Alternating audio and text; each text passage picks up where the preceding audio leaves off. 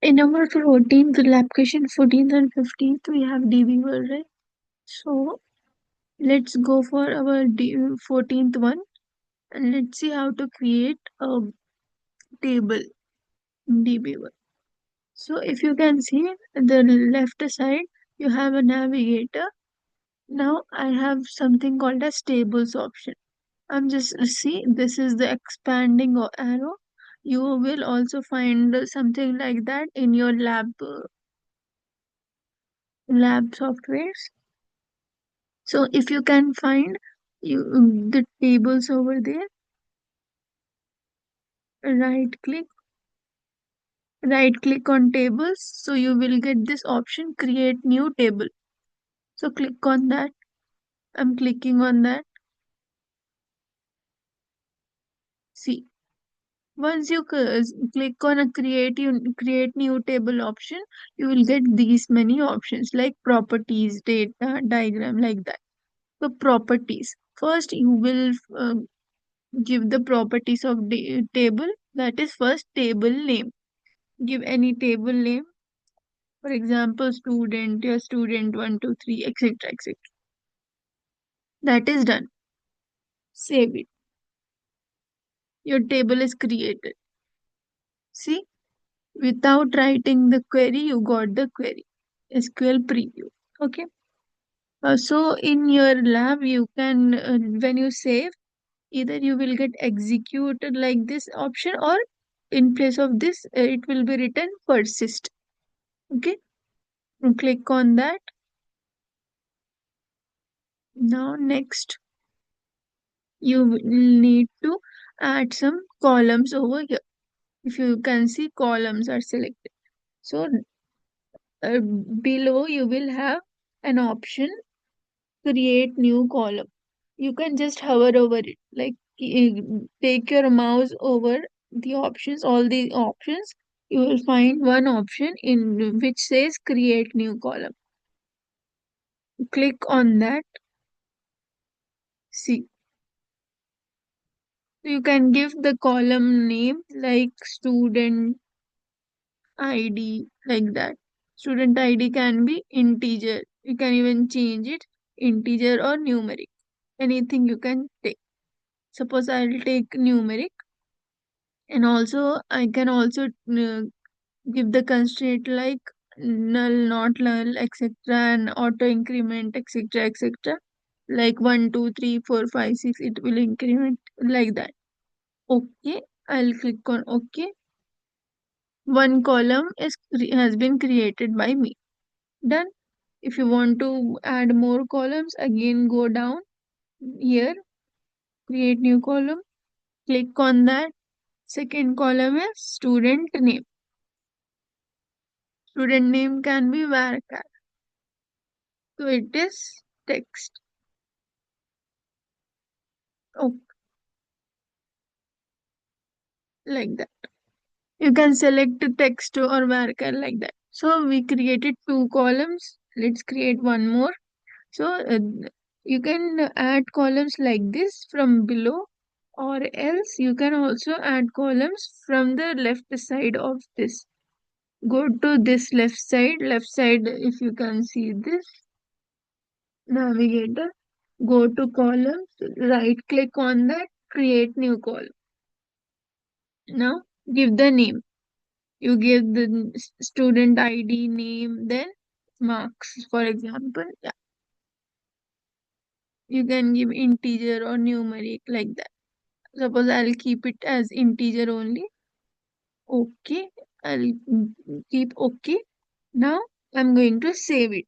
We will have this option save. I'm clicking on that. So see, we got the this command again without even writing it. Now I'm executing it, or persist it will give. Either it will give execute or persist. I did that, it got saved. So this is our structure of table. Structure is done. Our table name and columns are done. Now if you can see beside the properties tab, there is data tab. Now the actual data. When you create the table. After you create the table, you will insert rows, no? Usually in SQL, something like that. So in this table, you are trying to insert some rows. So you can directly type it out over here. These are columns, right? You created three columns. You can simply type it out, but you won't be able to type it directly. See, I'm trying to click, but it is not getting clicked. So how can I add a new row? Again, you need to go down here. See, you can have many options over here. You will get something like line, then plus. That is used to add any arrow. You can hover over it. It will give add arrow will get. So click on that. See, when I clicked on that, I'll be able to type here.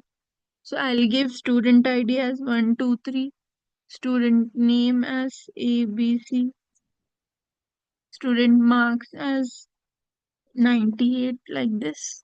Okay. If you want to add some more rows, you can again go to this option. See this one, 4, 5, 6, DEF, 89, like this. Okay. And you can even add few more rows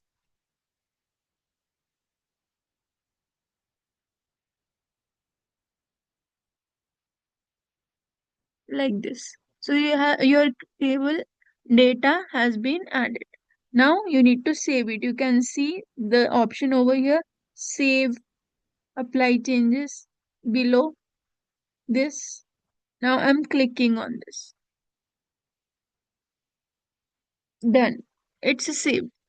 Now if you can notice, there is one more option, that is export data option over here below. Okay, this one. This.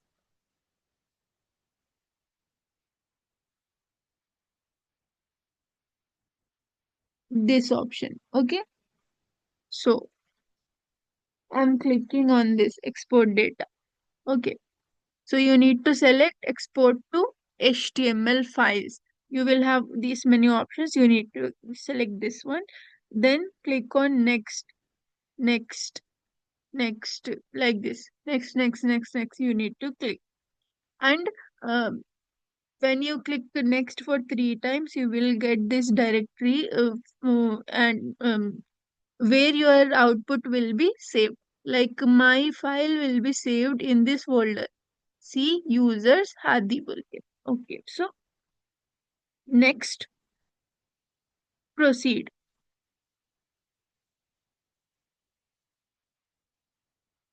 So data exported. Now I'll go to my users. I told you, no, where it is saved, it will show. Bulke. I'm going to home, users. Where is my folder? Users folder. I'll search it.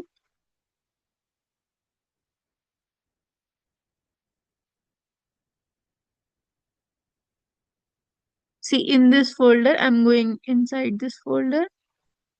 This folder, Hadi. I'm clicking on that.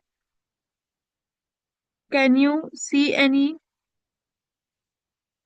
file named student123 over here? Please notice we named our table as student123, right? See, this is my folder. I got that file student123 like this. Open that. I'm opening that. This is my output. This is my result. So this is all about the 14th question, how to store and retrieve the data in DBeaver. Okay.